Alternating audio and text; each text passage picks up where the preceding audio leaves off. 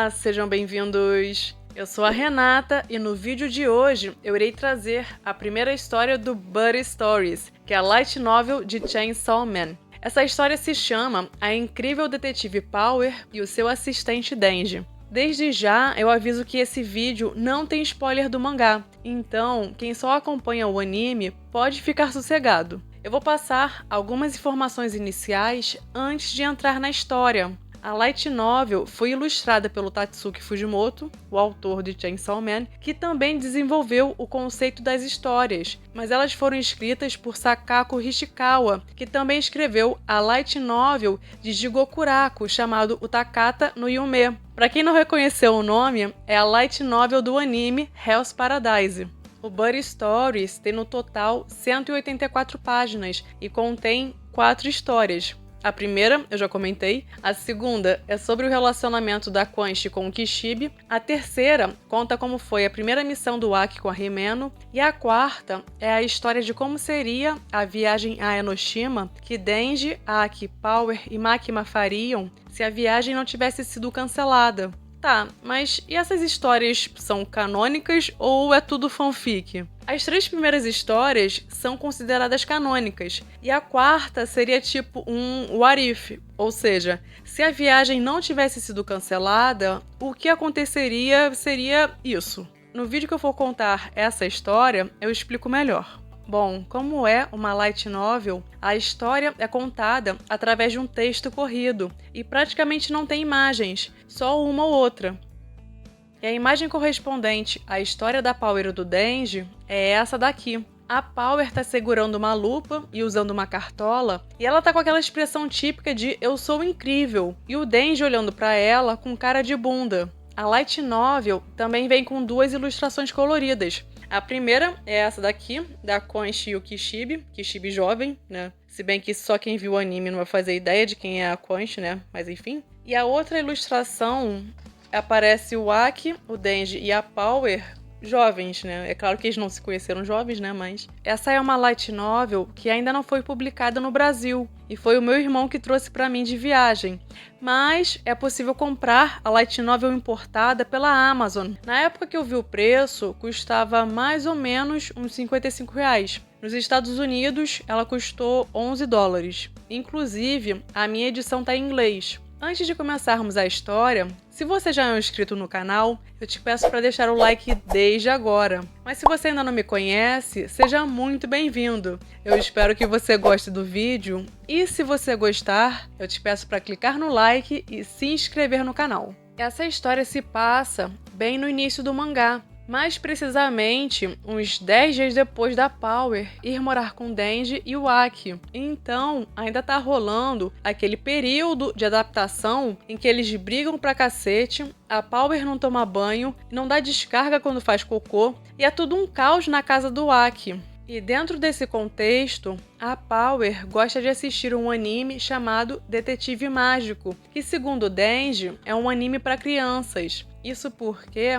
ela adora a ideia de ver o detetive recebendo atenção, aplausos e admiração quando resolve casos, o que é bem a cara da Power, né? Então a Power queria muito desvendar o mistério e provar que é uma grande detetive. Isso me lembrou bastante a Anya de Spy Family, assistindo animes de espião e querendo ser espiã também, mas enfim. Como a Power é viciada nesse anime, isso acaba gerando confusão na casa do Aki, porque a Power quer ver o anime, enquanto o Denji quer assistir ao noticiário, porque a âncora é muito parecida com a Makima. E mesmo os dois brigando e quebrando a casa toda, o Aki sabia muito bem como resolver o conflito. Era só deixar o Denji sem jantar e a Power só comendo vegetais. Nesse meio tempo, Denji e Power foram convocados pela Makima para uma reunião na segurança pública e receberam uma missão: investigar o desaparecimento de pessoas em um hotel isolado que ficava em uma montanha, sendo que o sumiço das pessoas provavelmente tinha o envolvimento de algum demônio.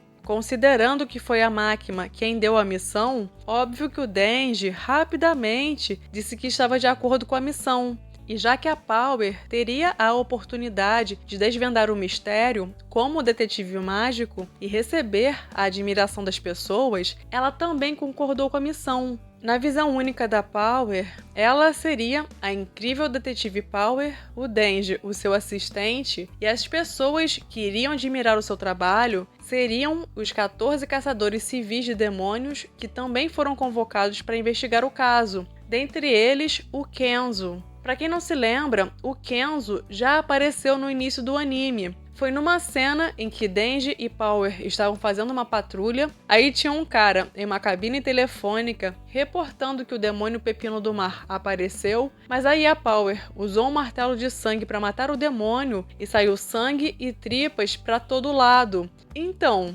esse cara na cabine telefônica era o Kenzo. Aí no final, Denji e Power acabaram tomando um esporro da máquina porque a segurança pública não pode matar um demônio quando ele já é alvo de um caçador civil. Agora voltando à história, depois de horas viajando de trem e de ônibus e após terem subido uma montanha, finalmente eles chegaram ao local. O detalhe é que o coitado do Aki teve que ir até lá só para escoltar os dois e logo em seguida voltou para casa. Power estava vestida a caráter especialmente para a missão. Ela tinha uma lupa e estava usando uma pequena cartola na cabeça, que até servia para disfarçar os seus chifres. E como foi que ela conseguiu o traje especial? Ela fez o Aki comprar tudo aquilo em troca de lavar o banheiro por um mês. Bom, o mistério a ser resolvido era o seguinte: de acordo com o dono do hotel, o Sr. Kambayashi, durante a inauguração da pousada, um dos hóspedes e toda a equipe do hotel desapareceram do nada. Como ninguém fazia ideia de onde poderia estar o demônio, o Kenzo, que era um cara experiente e trabalhava como caçador civil há 7 anos, sugeriu que todos se dividissem em grupos para fazer uma avaliação da situação. Só que o Denji e a Power estavam mais preocupados em jogar sinuca do que prestar atenção nas instruções do Kenzo. O Denji achou uma chatice esse negócio de trabalhar em equipe e a opinião dele acabou influenciando os outros caçadores, que resolveram trabalhar cada um por si. Depois de um tempo, a Power declarou que o jogo de sinuca havia acabado. Coincidentemente, ela estava perdendo a partida. Afinal, ela precisava bancar a detetive, porque senão o mistério não iria se resolver sozinho. Então, a Power pegou a lupa e começou a circular pelo local em busca de pistas, mas ela claramente não fazia ideia do que estava fazendo. Só que o Kenzo sentiu firmeza na Power, já que ela trabalha para a segurança pública, que é a força de elite na luta contra os demônios. E Kenzo sabia que era bem difícil entrar na segurança pública, porque no passado ele havia reprovado no exame de admissão. A Power ficou circulando pelo lugar com a lupa na mão, repetindo várias vezes que a observação é a porta para a verdade. E na real, essa era a frase de efeito do detetive mágico. Mas o Kenzo achou o máximo o que a Power estava fazendo, até que ela declarou que a investigação havia terminado. Isso porque ela não tinha pista nenhuma e decidiu que a melhor coisa a fazer era dormir. E onde estava o assistente Denji enquanto a Power coletava pistas, roncando na sua cama? O Kenzo realmente acreditou que a Power tinha resolvido o mistério, mas não queria compartilhar o que havia descoberto. Então, ele resolveu espionar o quarto do Denji e da Power, tentando ouvir o que eles estavam conversando, mas tudo que ele ouvia eram roncos. Aí ele pensou: não é possível que eles estejam dormindo no meio da missão. Contudo, isso até poderia ter uma certa justificativa. Será que eles estavam descansando, considerando a batalha que estava por vir?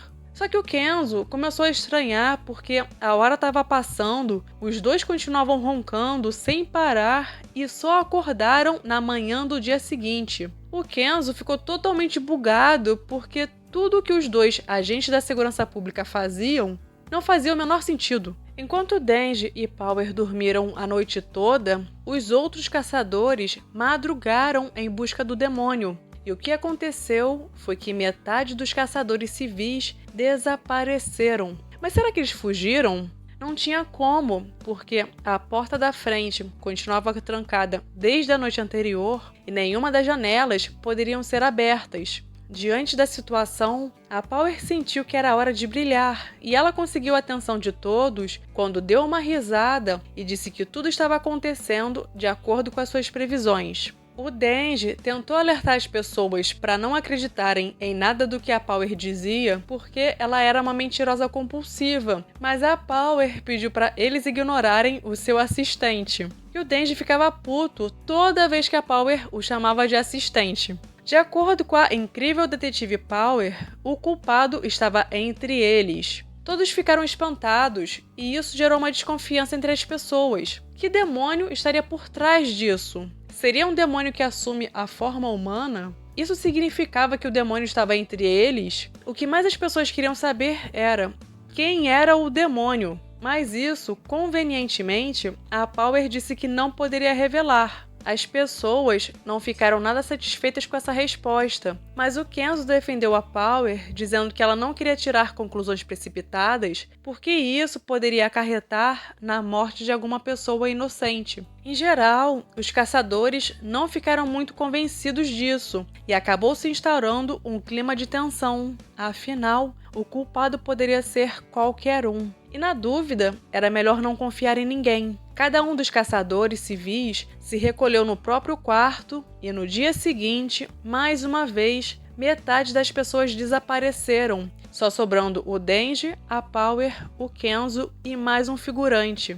E aí, o clima ficou esquisito. Um dos 4 deveria ser o culpado. O figurante estava exausto e a um passo de coringar. Para descobrir quem era o impostor, cada um revelou uma informação pessoal que somente a pessoa real saberia que era verdade. Segundo a Power, o que ela mais gostava no mundo era o miauzinho, e o que ela detestava eram vegetais e humanos. E, por sua vez, Denji revelou que a pessoa que ele mais gostava era a Makima. Já o figurante comentou que ele e o Kenzo já haviam trabalhado juntos no passado, e o Kenzo confirmou, dizendo que de fato eles lutaram contra o demônio pepino do mar. Eles evacuaram os civis e do nada uma aberração despencou do céu, acabando com o demônio que eles haviam capturado, e eles ficaram sem a recompensa. Nessa hora, eu só imaginei a cara da Power ouvindo isso e fingindo demência. Para piorar a situação, o estoque de comida que eles tinham havia sumido. Ou seja, eles estavam presos, não faziam ideia do que estava acontecendo e estavam sem comida. Até que o Denji percebeu que tinham migalhas de pão na camisa da Power, mas ela ficou super ofendida por ter sido acusado de ter comido toda a comida. Inclusive, ela garantiu que nunca tinha comido uma fatia de pão na vida. A Power é muito cara de pau, né? Aí, para desviar a atenção do que ela tinha feito, a Power acusou o Denji de ser o demônio que estava escondido na casa, sequestrando todo mundo. E os 2 caçadores civis acreditaram na Power porque foi o Denji que ficou debochando da ideia do Kenzo de todos trabalharem em grupos e no final das contas, deu no que deu, né? Só sobraram 4 pessoas. Para provar a sua inocência, a contragosto, o Denji aceitou ser amarrado em uma pilastra durante uma noite. Se ninguém sumisse, isso significava que ele era inocente. Kenzo propôs que 2 pessoas ficassem de guarda, observando o Denji, enquanto a outra pessoa descansaria por 2 horas, depois acordaria e faria a guarda. E é óbvio que a Power se voluntariou para ser a primeira a descansar. Passaram-se mais de 2 horas e os 2 caçadores começaram a estranhar que a Power não havia aparecido para trocar de turno com um deles. Então o Kenzo foi acordar a Power, enquanto o outro ficou vigiando o Denji, que mesmo amarrado, entrou em sono profundo. E esse outro caçador realmente acreditava que o Denji era o demônio que eles procuravam. Então, ele aproveitou que o Kenzo havia saído e ergueu sua faca na direção do Denji. Como aquela sala de recreação era a prova de som, se o Denji gritasse, ninguém ouviria. Antes de chegarmos no final da história, se você está curtindo o vídeo, aproveita esse momento para caprichar no like e se inscrever no canal. Ative também o sininho para receber notificações e sempre ficar por dentro quando chegar vídeo novo, ok? Nesse meio tempo, a Power acordou, sentindo o cheiro de sangue e pensou ter ouvido o Denji gritar. Quando Kenzo se encontrou com a Power, ela assumiu que o Denji não era o demônio, e o Kenzo sentiu remorso. O que foi que eu fiz? E a Power respondeu: você amarrou um cara inocente e o abandonou. Você deveria se envergonhar do que fez. E quando eles chegaram na sala de recreação, não havia mais ninguém lá. Até a corda que amarrava o Denji havia desaparecido. E como só restaram o Kenzo e a Power, cada um concluiu que o outro era o demônio. Então, ela criou uma foice através do seu sangue para matá-lo. O Kenzo fugiu dela, mas como ela é muito veloz, a Power conseguiu cortar a panturrilha dele. Contudo, ele continuou correndo, pois do contrário, ele acabaria morto. Então, ele resolveu se esconder na sala de energia, que era um local cheio de canos e fiações, onde o Sr. Kambayashi havia alertado para ninguém entrar, porque o gerador de energia era muito caro. Mas a Power rapidamente encontrou o Kenzo ao sentir o cheiro do seu sangue, e quando tentou atacá-lo, acabou cortando o gerador, que explodiu e começou a jorrar um líquido estranho. Era sangue. Uma enxurrada de sangue saiu do gerador e os arrastou até a sala de recreação, e eles ouviram um gemido baixo ecoar pela casa. Gotas de ácido começaram a cair do teto e Kenzo finalmente decifrou o mistério. O demônio não estava invisível, ele estava lá o tempo todo. A casa era o demônio. A sala de recreação, na verdade, era o estômago do demônio, ou seja, os caçadores sumiram porque foram digeridos pelo demônio, e o gerador era o coração do demônio. E a incrível detetive Power falou que não tinha feito nada por acaso porque ela já sabia de tudo e garantiu que cortou o gerador de propósito. Enquanto eles tentavam escapar daquela sala que não parava de chover ácido, eles ouviram um som peculiar que era tipo randandandam. Quando o Denji foi engolido, ele acabou indo parar no intestino do demônio e saiu cortando tudo com as suas motosserras até conseguir escapar dali e foi parar novamente no estômago, onde se encontrou com a Power e o Kenzo. Eles precisavam escapar urgentemente daquele lugar antes que fossem digeridos pelo suco gástrico, só que todas as portas estavam trancadas. Então, a saída que o Denji encontrou foi soltar as serras de seu braço e serras menores saíram de seus pés, permitindo que ele escalasse a parede e quebrasse as janelas, que na verdade eram os olhos do demônio. Um grito ecoou pela casa e a porta da frente, que estava trancada, se abriu como se fosse uma boca gritando, permitindo que Power e Kenzo escapassem da casa. Os três se encontraram no gramado e o Denji ainda estava puto com a Power. Como forma de se desculpar com o Denji, Power permitiria que ele apertasse o seu peito apenas uma vez, mas o Denji só queria saber da máquina. De repente, uma estaca de ferro saiu da casa, perfurou o peito do Denji e o arrastou para dentro da casa. Enquanto o Denji gritava e lutava, a casa o devorou. Com as forças esgotadas, a casa deu um último grito e desmoronou logo em seguida. Do alto da montanha apareceram Aki e Makima conversando amigavelmente. Makima descobriu que um demônio possuiu uma casa antiga e assumiu a sua aparência. O Sr. Kambayashi, que havia contratado a segurança pública, parecia meio suspeito. Então, a Makima interrogou o cara e ele revelou que o demônio da casa estava o obrigando a buscar vítimas para alimentá-lo. E diante disso, a Makima resolveu aparecer lá pessoalmente, aproveitando também para dar um passeio ao ar livre, já que na semana seguinte ela viajaria para Kyoto. Ou seja, essa história da Light Novel deve ter se passado mais ou menos na época daquele incidente no hotel com o demônio da eternidade e a Himeno ainda estava viva. A Power tentou impressionar a Makima, dizendo que ela desvendou o mistério com facilidade, mas o Kenzo perguntou: "Você fez isso quando? Antes ou depois de tentar me matar?" E a Power fingiu demência, que é a sua especialidade.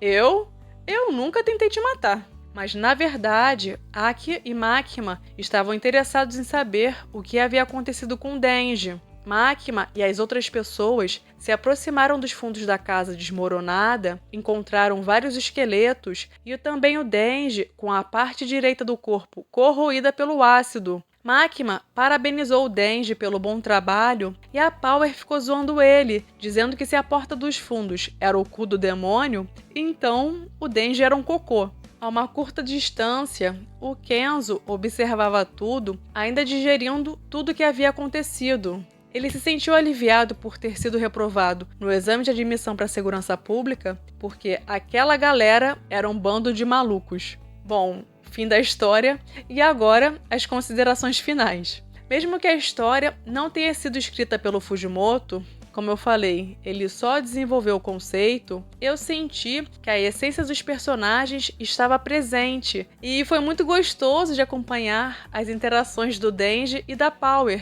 e do Aki também, nos breves momentos em que ele apareceu. Porque essa é uma coisa que eu sinto muita falta na parte 2 de Chainsaw Man.